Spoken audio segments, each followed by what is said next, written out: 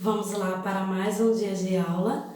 Hoje nossa aula será de ciências. Isso, nós iremos falar sobre algumas misturas que dissolvem na água ou não. Mas antes de começar, vamos procurar aquele local tranquilo aí na casa de vocês? Ótimo! Agora eu irei precisar que vocês peguem o livro de ciências, o caderno, o lápis e a borracha. Pegaram? Ótimo! Então, abram aí o livro de vocês na página 45, essa página aqui. Encontraram? Então, vamos lá prestar bastante atenção? Olha, a água dissolve materiais. Gustavo fez macarronada para o almoço. Para cozinhar o macarrão, ele colocou sobre a chama do fogão uma panela com água, óleo e sal. Em seguida, mexeu com uma colher o conteúdo da panela e esperou a água ferver para colocar o macarrão. E aí? Ele pergunta, na primeira questão, o que aconteceu com o sal após Gustavo mexer o conteúdo da panela? E com o óleo? Vamos ler aqui embaixo a explicação para que a gente tenha melhor esclarecimento para responder? Diz assim: alguns materiais se dissolvem na água, outros não. Isso pode ser observado na situação acima. O sal se dissolveu na água, mas o óleo não se dissolveu e ficou na superfície da água. Então, já está aí a pergunta, a minha resposta da minha primeira pergunta. O sal se dissolveu na água, mas o óleo não se dissolveu. Os materiais que se dissolvem na água são chamados de solúveis. Então, o sal é um material chamado de solúveis em água. E os que não se dissolvem na água são chamados insolúveis em água, que no caso, o óleo.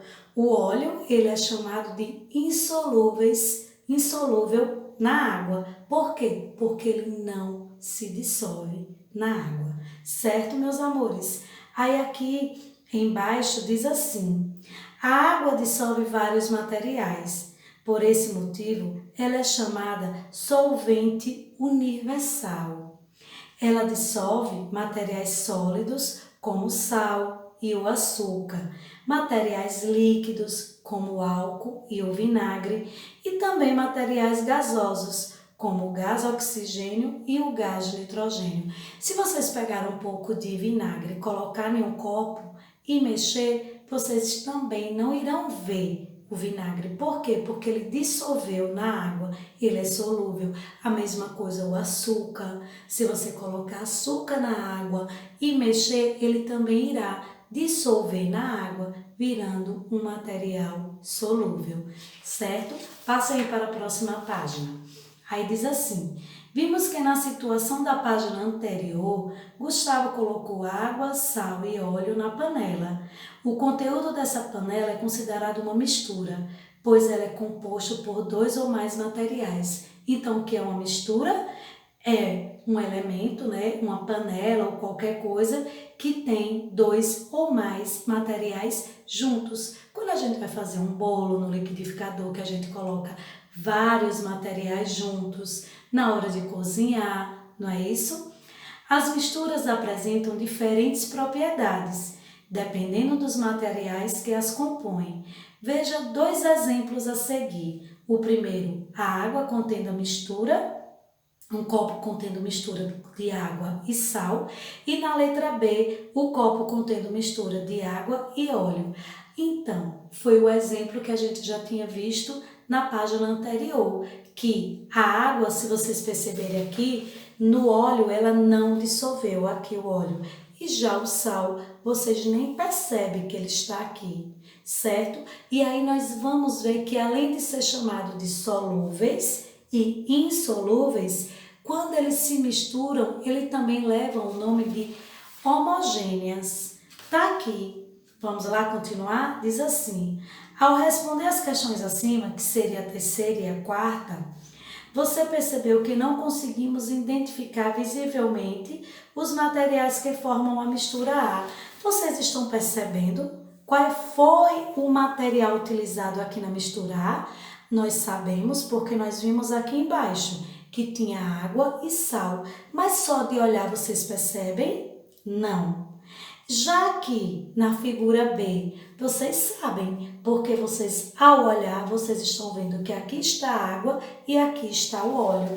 Então, quando os materiais se misturam ao ponto de nós não identificarmos visivelmente, eles são chamados de homogêneas. Já na figura B, que nós conseguimos, né, identificar visivelmente o óleo e a água, misturas nas quais conseguimos identificar os materiais visivelmente ou com o auxílio de um microscópio, são chamados de misturas heterogêneas, que é o caso do óleo com a água, porque eu consigo ver, e mesmo que eu não consigo ver com o olhar, tem também a utilização do microscópio, que é onde eu vou ver pequenas partículas.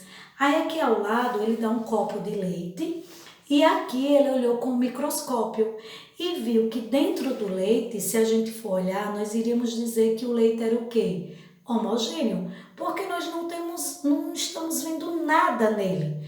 Mas só que ao olhar pelo microscópio foi descoberto várias partículas de gordura. Então o leite ele não é homogêneo, e sim heterogêneo, certo?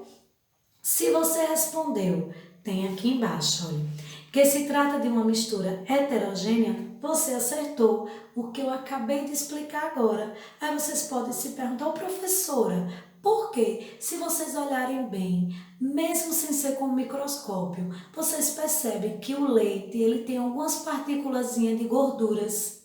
Isso, então ele não é uma mistura homogênea, e sim heterogênea, porque ali, além do leite, tem a gordura. O leite é formado por diversos compostos, como proteínas e gorduras. Assim, se observarmos um pouco de leite no microscópio, conseguimos identificar algum de seus componentes. Existem também as substâncias puras, que são aquelas formadas apenas por uma substância. Geralmente, essas substâncias são obtidas em laboratórios, pois elas não são facilmente encontradas no ambiente, como é o caso da água pura. A água que geralmente encontramos nos rios, mares, lençóis freáticos e até mesmo a água que bebemos são misturas, pois existem diversos materiais misturados a ela, como sais minerais. Certo, meus amores? Aí aqui tem rochas no artesanato, né? Muitas rochas que encontramos no ambiente são misturas heterogêneas, formadas por diferentes materiais. O granito, por exemplo, é uma mistura de mica, feldespato e quartzo. Geralmente, os materiais que formam essas rochas apresentam cores variadas e podem ser utilizados na confecção de artesanatos, incluindo objetos de decoração e adornos. A confecção de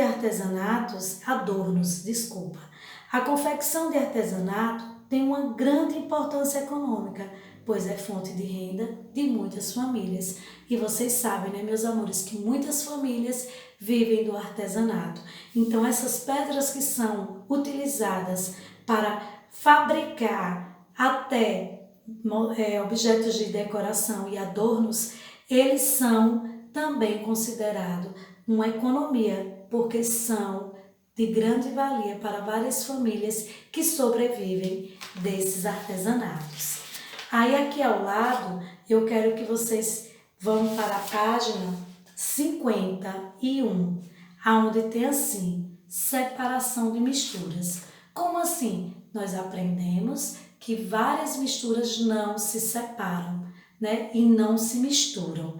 Aqui ele irá explicar como nós podemos separar uma mistura de uma outra coisa. A primeira é em relação ao macarrão que ele estava cozinhando lá naquela primeira página que eu expliquei. Aí ele diz assim, na página 51, viu, meus amores? Gustavo despejou o macarrão cozido que estava na panela com água, sal e óleo e um escorredor de macarrão, como mostrado ao lado. Olha a figura aqui ao lado, certo? Aí diz assim: o que ficou retido no escorredor após Gustavo ter despejado o conteúdo da panela e o que passou pelos furos do escorredor. Aí na primeira situação tem dizendo, né? A situação acima mostra que muitos materiais misturados, a água pode ser separados. Existem diferentes técnicas de separação de misturas. Vamos conhecer alguma delas? A primeira, filtração. Em geral, a filtração é uma técnica utilizada para separar materiais sólidos de materiais líquidos. Nessa técnica, a mistura passa por um filtro que retém os materiais sólidos e permite que os materiais líquidos passem por ele. Então, vocês estão vendo aqui que está a água e a areia. Aqui com o filtro, o que é que vai acontecer? A água irá passar, mas a areia irá permanecer. Então, filtro, aqui ficou a areia e aqui embaixo a água. Isso daqui é chamado de filtração, né? Já na outra página, vocês vão ver, antes da gente vir para cá, a decantação, que também é uma forma, e a evaporação. Vamos ler um pouco da decantação, aonde diz assim: como você faria para separar a areia da água nesse caso? Está aqui a água e está aqui a areia. Aí o que é que ela diz? Alguns materiais, quando misturadas na água, não se dissolvem e acabam flutuando ou afundando, como o que aconteceu com a areia na situação ao lado. Essa característica possibilita utilizar uma técnica de separação chamada decantação.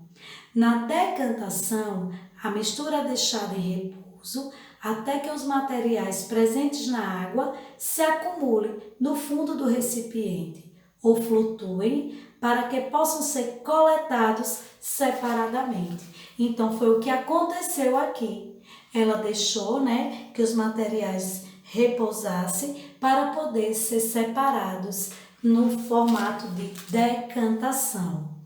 Já a outra me diz sobre a evaporação, que aí tem aqui embaixo água e sal, e aqui ele irá ver que a água evaporou e a única matéria que ficou foi o quê? O sal. Vamos ler um pouquinho? Onde tem aqui embaixo na letrinha A. Para separar os componentes de uma mistura de água e sal, podemos colocar a mistura em um local que receba luz solar. Olha aqui o sol, diretamente por algumas horas. Após algumas horas, a água terá evaporado e restará apenas o sal. A evaporação é uma técnica utilizada geralmente para separar materiais que podem ou não dissolver na água. Essa técnica consiste em deixar que a água evapore, restando apenas o material misturado a ela. E aí, meus amores, vão tentar fazer em casa esses métodos aqui de decantação, de evaporação e de filtração? Então, a atividade de vocês para casa hoje será a página 48, olha essa página aqui, aonde vocês irão fazer, investigue e aprenda, a página 48, e eu também quero que vocês respondam em casa a página 54, que é também o investigue e aprenda. Depois que vocês fizerem essas experiências, tire aquela foto maravilhosa e envie para a professora de vocês. Certo assim, meus amores? Então, espero que vocês tenham gostado da aula de ciências de hoje, que tenham aprendido como separar misturas, que saibam que o óleo é um material insolúvel e o sal, o açúcar são solúveis, certo? Então, meus amores, espero que tenham gostado. Fiquem com Deus e até uma próxima aula.